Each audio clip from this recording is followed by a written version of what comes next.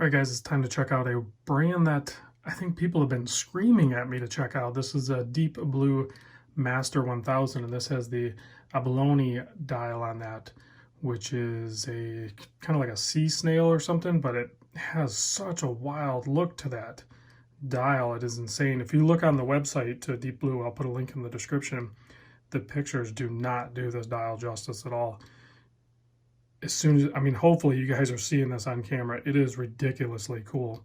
I did throw this on the time grapher. Oddly enough, it has a snail dial, but it still runs a little bit fast.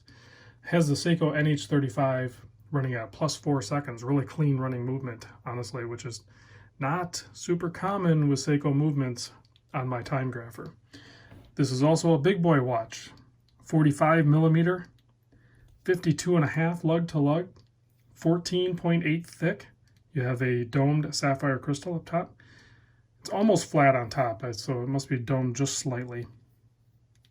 22 millimeter lug width here, and a oversized 8 millimeter crown. This one has the silicone fitted strap.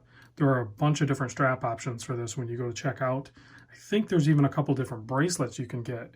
The Deep Blue watch lineup, I'm going to definitely check out some more of them, because there are a ton to choose from. And they have some smaller sizes too, 42, 40. You don't have to just go to 44, 45. So there's a ton of options. So if you guys have any recommendations, let me know down in the comments and I'll take a look. When I get free time, I will order up a couple of them or something, bring them in, check them out. 120 click bezel, very clean, crisp action on this. And very little play, and it seems to line up. There we go. Applied indices, date at 3 o'clock. Decent sized handset, pop of orange for the seconds hand. Helium escape valve. Kind of have to have that when you start going like super depth ratings. I don't know that you really need it on a 300 meter depth watch, but the Omega Seamaster has it, so why the heck not, right? These are mostly fashion watches anyway. They can get wet. So aluminum bezel insert on this guy ties in nicely with the blue that's in that dial. So if we do a close-up on it, I think you're going to see that it's pretty crazy. I'm not even sure. I mean, each one's going to be different, right? Because these are a natural thing. But to use it on a watch dial is pretty crazy. Deep Blue's not the only one. I found a bunch of other brands that have messed around with this material as well. So pretty wild. I'll have to get some natural light shots at some point of this as well. The polishing on the handset's almost black looking too. So, and I have not checked the Loom myself. So at the end of the video, we'll check the Loom together. Take a look at the case back here. You can see some information, not a lot of detail. It doesn't tell you like what movement's in it. But like I said, it's using the NH35, so no problem there. Screw down case back. Nice tight fit on the fitted silicone strap. Interesting case shape, kind of bellies out. Has a nice little scratch there, no big deal. Big thanks to Todd for sending this in. He's a founder member in my Discord group. He loaned in this watch and a Bernhardt, I think it is. Let me pop this on my 7¼ inch wrist. I think you'll see that it wears pretty dang good. You know, for being a big boy watch, I think that wears pretty good. Always remember, from this angle, from the distance from my wrist to the lens, is going to make the watch look like kind of bigger than it is. Not saying it's a small watch, it's definitely a large watch, but it is totally wearable. And you know, all the way down to probably 6¾ inch wrist. If you want to get crazy, it's going to take up a bunch of real estate on your wrist, but larger watches exist for a reason, guys. A lot of people like them, and a lot of people have the wrist to support them. Also has this little keeper thing here on the other side of the strap that kind of like locks in place so it doesn't move around.